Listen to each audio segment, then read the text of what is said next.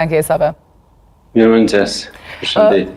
Po e nisim pra me punët dhe projektet e mira që janë bërë në Klin. Si po shkojnë punët në Klin?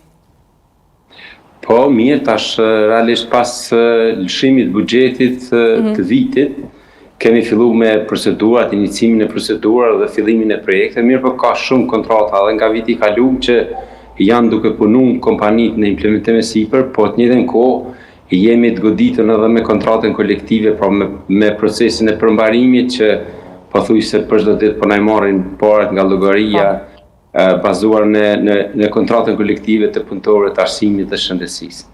Po, Zotëri Elezaj, nëse flasim që mos që marim kështu kohë më shumë gjatë juve, patëm edhe një telefonat, si që ndron puna me rrugët dhe me ndërtimet pra që ndodhen aty, ishte rruga më saktësisht të mos gaboj, pra rruga Skëndere Gjepi, e njohur pra si tranziti i qytetit, ishte dëmtuar apo jo, si po qëndrojmë me këtë pjesën e asfaltimit të rrugëve, punimet që po ndodhen?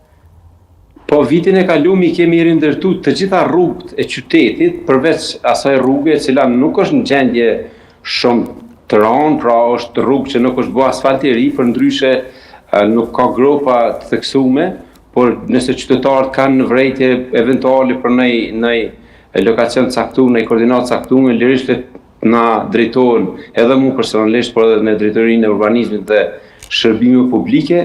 Aja rrugë është në program këtë vetë, mirë po jemi të goditur, si që thash nga përmbarimi dhe besoni që fondet bukur shumë bashkë fondi që është për bashkë financim që i takon kësaj vije buxhetore komplet, dhe më thonë rreth 1.100.000 euro para 10 dite në marrën atë kod buxhetore dhe kode tjera.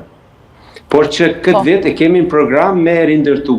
Edhe atë rrugë edhe rruga Abedin Reza që është nga hyrja në qytet deri tek rruga Pej Prishtinë, e cila është hartu projekti nga komuna, po financohet nga Ministria e Infrastrukturës dhe është komplet e kontraktuar. Sigurisht qytetarët po paraqiten shqetësimet e tyre edhe për atë rrugë e cila është duke u rindërtu, pra duke u shtruar shtresa e re asfaltit dhe ne nuk kemi kompetencë fare në menaxhimin e kësaj kontrate, sepse gjithçka i takon Ministrisë së Infrastrukturës.